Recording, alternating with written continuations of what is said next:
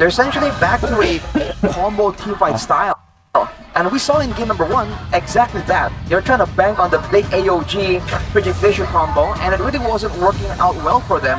And because of, especially with how tanky the Hylas is, the Claude, if Chidera is doing really well, may be able to do better against, to shred down the Hylas, but it's gonna take some time, so I feel like Onic has more favor in this matchup. They took the cheese away from Chidera, from Geek Farm, but can they still eat here against Onic?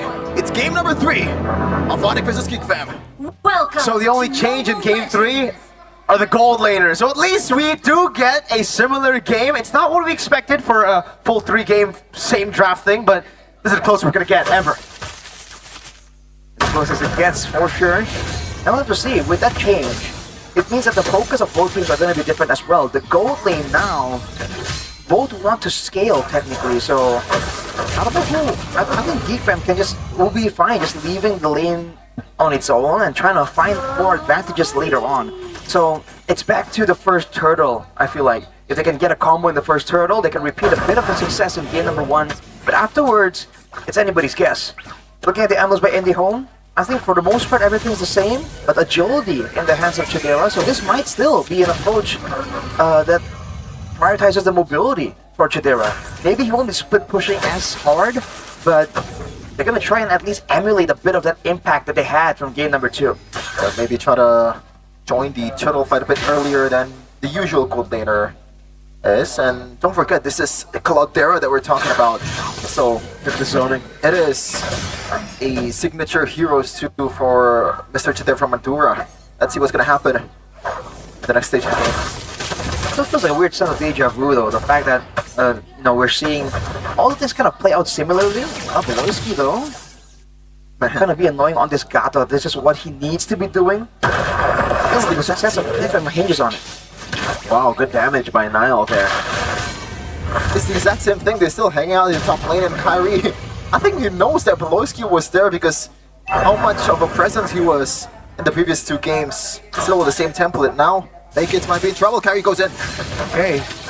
Kyrie has all the stacks. Let's find Beat's gonna be popped as well. Boy trying to go and lock him down. Keyboard doing the same thing. 2 wards up top there. RBF, they're all fighting against it there. Frigid Glacier. Kyrie wins the retreat battle. Gobs caught. Sands! Flickers gets first blood. Gobs. Oh, wow. Again with the wall. This time, no flicker for a boy. And it is deja vu to game 2. Onic with the early lead.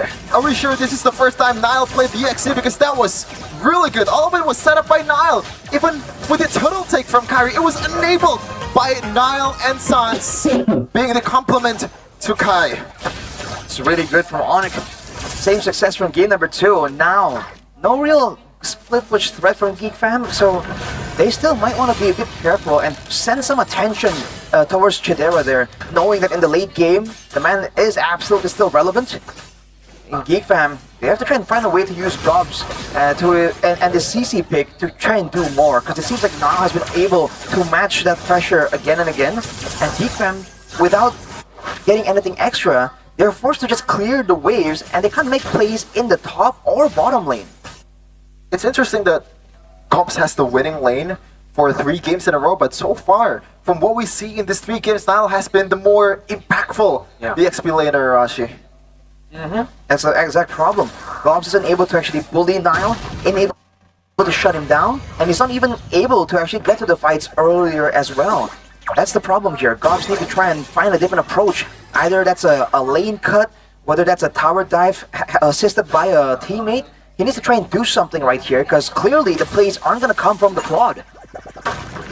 Yeah. You can see the items being bought by the players. Makis actually hasn't secured a single item, as we're going to take a look at the audience prediction by GoPay. 61 versus 39. I think it's swaying a bit towards Geek Fam in game number 3. After what happened in game number 2. Right, with 3 seconds to go, you can see the pressure coming through from Onic. They definitely have the info advantage right here. More sustained, more front lines to kind of check out things, and poke damage available too. Chidera is in the area, but he won't be able to do anything. Tries to go for a cheeky steal, but Onic will not let that happen. Yeah, that was enabled by Keyboy and some of the frontliners of Onic because Poloski was so low after that initial poke, so that they don't want to actually contest that one. Look at that, Poloski is just always one step behind of Keyboy, and rightfully so. This is a Hylos versus a Gatot. Definitely tougher for Poloski, because again, he's doing everything alone, technically. The same problems he's facing from game number 1, he is still facing in game number 2 and 3. Whoa. Here's Keyboy. Niall, look at Lyle with the flank already. AOG coming down. Niall doesn't want to go in just yet. Knows that he's already baited in enough resources. Flicker out from a boy. AOG up top. Almost a solo kill for Kyrie. Meanwhile, Baloy, though, stunned up, locked down. Now fist crack too. Baloyski kill with AOG. Great disengage. Oh! What is Niall? Flickers forward, gets the punch. Always count on Niall to finish the blow. He's an assassin. He knows how to finish. Uh-oh, make it though. Caught in a bit of a pickle. Kyrie looking for the dashes. Actually failed one of the dashes there. Won't be able to get the reset CW. Walks back down. Chidera blazing duet. CW doing or taking a lot of damage. Gets stunned up. Purifies CW. Flickers out. And Chidera survives. Defends the turret. Great moves there from Chidera. And again, GFAM stuck on damage control, trying their best as Baloyski again and again is forced to go in front, take some hits, go back to base. He's losing a lot of efficiency on the map here because he's forced to keep going back again and again. Especially with the next team fight coming up, GFAM has to find a way to kind of solve the whole Keyboy running towards them issue without using 2 ultimates. That's a bit too costly off the back of one single ultimate from the side of Onic. Trade happened. 2 tier 1 turrets, 2 one on the top lane and one on the bottom lane, and now we're gonna see the jet pit battles once again for these 2 teams. Carry already established a really good position, so does Keyboy. Dom's caught in the bad spot. Kyrie still. Oh wow! Forces electrifying beats early. Keyboy. Look at Keyboy. Vitalize and the glorious pathway. GeekFam are all grouped up. Keyboy very low. Locked down by the CC.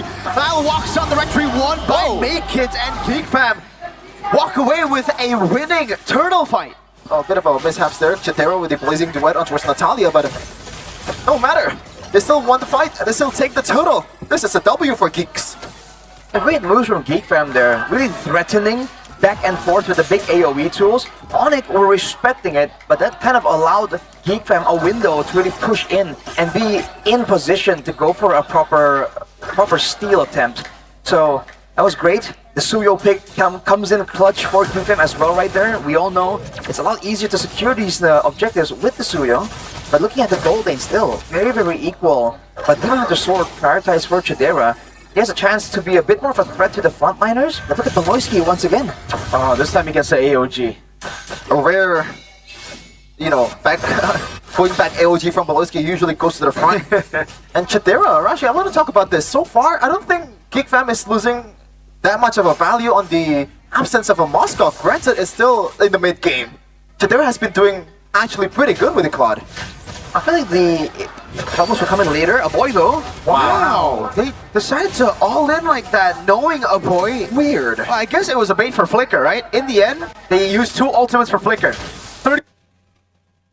Whole plan is to play macro, is to play with the wave pressure. With the Lord and Empowered Waves, they can do that even more. Even if they lost a lot of value, they lost a lot of gold advantage in the Lord fight, I feel like they can, depending on how they use the Lord here, they can come out on top. I just realized that the kill count is 6-0 for Onic. Really does not feel like it's 6-0. GeekFam is actually winning on the gold. Look at the bottom lane. How is this happening? They got out macro. Chidera is just having a time of his life. This is better than the Moskov earlier. There's no threat. He's just way too safe right now. And with the waves all around there, people always tries to find something. But the positioning. A boy. Oh, the taunt for Glacier as well. Keyboy's able to escape Niall. So they're on the VM from the side from Sans. There is CW, gets caught by the Vengeance comes. Gets away barely with the Vengeance.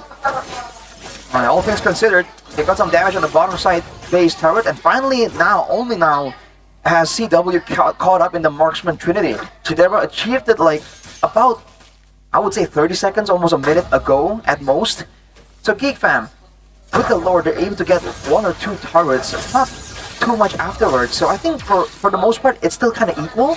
it would have been so much better for Onic to get that Lord there, because then they can kind of force GeekFam into team fights and still get that wave pressure by default. So I think that's the idea. That was why GeekFam were willing to literally sacrifice Chidera with a straightforward blazing duet to ensure that Onic are too preoccupied and Make-It gets the chance to go for the retribution. It's a bold move that could have gone wrong, but GeekFam are just willing to go for it. There you go, another tier 2 taken down for GeekFam, and look at where the Lord is positioned, and also the turrets that GeekFam has. This is building up towards a favorable position for the GeekFams, for Beloski especially, because the wave's gonna push down below. It's all a matter of how they manage it. Honestly, a pretty decent job as well, though, considering they still have their turret. Oh, the Sentinel flicker for a boy. He did pop in the Bridge Glacier. We'll be able to get some damage. CW forced to flicker around. Beloski coming in. CW still able to escape to right there. Doing damage. Winter Crown bot already. Not gonna pop it just yet. Beloski gonna be shredded down. There is a vengeance gets used by Gobs. 1-for-1. Beloy for Nile. Uh-oh. And gets... Oh, doing damage. Kyrie still able to escape to evade a bit. Steals the purple off a waist. Kyrie is forced to use the electrifying beats. GeekFam with a winning trade. And now they go on the Lord. And finally the first kill of the game. Oh. And it got them the Lord. Man, Kiwoy has some agenda with a boy. It's always a boy, man. He's the most vulnerable target that has no mobility tools. In theory, it makes sense to go for him. But the fact that a boy was able to get off the Frigid Glacier right before his passive proc, I think that's what allowed GeekFam the time to go for that capitalization. Onic, despite how it looks, are still a front-to-back composition, so when Beloski shows up behind them like that, it just throws everything to disarray. Now with the Lord again, GeekFam, they're on track to winning this game. I cannot believe it. They might extend the W streak that they have against Onic. It's 3 right now in Season 14. It might be 4 after this bout. Who would have thought? Who would have thought that Onic would be in this position? GeekFam would be in this position too. GeekFam just taking it slow. Onic, they can only engage with... Oh, hang on a minute, AOG! Oh, Beloy! RWM catches 3 in the mobility field. Keyboy walks up. Gobs, vengeance. Lord charges in. Kyrie jumping in. Electrifying beats. Over to Gobs. Still the sustained kite away. Frigid Glacier exhausted as well. But the turret in the bottom lane has fallen. So GeekFam have gotten what they sought out for. Somehow with Beloy, quote-unquote blundering. Was that even intentional from Beloy? Wait, everything you is can never intentional. know. Every Beloy move is intentional. See, I would usually say that's a blunder and they got lucky, but this is big brain Beloy we're talking about. Big. There could be an argument to be made that he kind of set up that crazy play in order for the Lord to be forced to be left alone. Now there's no bottom lane turret and the Lord is on the top side. Overall, again, in the grand scheme of things, in the big picture, GeekFam just got so much value there. Now it's their time to shine. 8-1 in the kill count, but don't matter whatsoever. Man, oh man, look at the item Sarashi. Like, it's Winter Crown for Caldera, so he knows that one of the threats is Kyrie, so he can't really build towards a Wind of Nature. And also carry. And he wants that extra outplay potential as well, because he's going to be all in the action, diving in with the Battle Mirror image. So he needs to be able to buy some time right there. The rest of the team, though, especially for a boy, he hasn't really had big highlights in this match so far, but he is doing a lot of damage on this Aurora, and he has a Divine Glaive at this point. So even Keyboy, even Nile is forced to respect some of the damage potential. Beloyski though! AOG catches Nile. Holding the edge though, Glorious Pathway now slowing Beloyski down as now walks up with a crack too, but is able to flicker around. Kyrie is going with the electrifying beats. Keyboy taking the damage from Blazing to real world manipulation. Chadera with the Purify out as well with the BMI. Ooh. No deaths. Oh, clenched so hard at that time. That was so close. Damn. It's way too close. Especially against a team like Onic, with a marksman like the carry. That carry will do surprising amounts of burst damage if you don't respect, and there's always a chance for a fadeaway play to happen as well. The fact that GeekFam were actually willing to risk it, to try and get some respect, get some attention, that's so good. But now the bottom lane is pushing indeed. GeekFam, they are playing the long game. They can sit here for as long as it takes. And Kyrie's the one that does the housekeeping, so GeekFam, they can play this as long as they want to. Even Beloski, they want to pull the trigger. It might be the time. Kyrie's still actually handling the waves. Even with Onic having the Eve in their disposal, they're really not winning in this poke game because GeekFam just aren't showing. at all. Whenever they do show, it's go time. And so Sans isn't really allowed to actually whittle down the HP bars as effectively as he was in the previous games. Now, they're stuck in a tough spot, and slowly but surely, GeekFam are finding data, finding info. Oh, Onic made their move. Oh no! With a conceal, catches him, Gops! With the vengeance still able to escape. AOG from Beloy! Not enough though! Beloy dying to the ground! CW running away, Keyboy very low. Makis looking for the kill also. Will be able to set up for Chidera. 2-4-2. They're still healthy. They can take this one, but do they actually want to carry? And the whole damage dealer of Onic is still healthy as well. It's a jungler, gold laner, and mid lane battle at the same time. The only card control tool they have is a boy. But Kyrie is way too mobile. CW can do way too much damage. GeekFam, if they want to do this, a boy, the timing on this card control has to be immaculate. But it might be too dangerous. GeekFam might play it safe, might back away. Look at the wave into bottom lane. There's no way for them to contest anymore. They'll have to concede unless Kyrie walks off. Bridging Glacier, very low. The away CW. That's Makis with a shutdown and a double. Sans looking for the kill. Makis getting away with 1 HP. Goodness gracious, GeekFam won the battle. They might actually won the war after this time. What is happening right now? Pandemonium. Onic versus GeekFam, they're up about 4.5 gig gold. It's go time for the Geeks. Here's a chance for Beloyski to make a BBB play. He can force an engagement with the AOG. 15 seconds on Kyrie and CW. Not a lot of damage available for Onic to play with right now. Man, oh man. Who would have thought? After what we experienced game number 1, this is what happened. Sky Kings on the back foot. They're defending for their life. 3 base turrets down. Conceal from Beloy.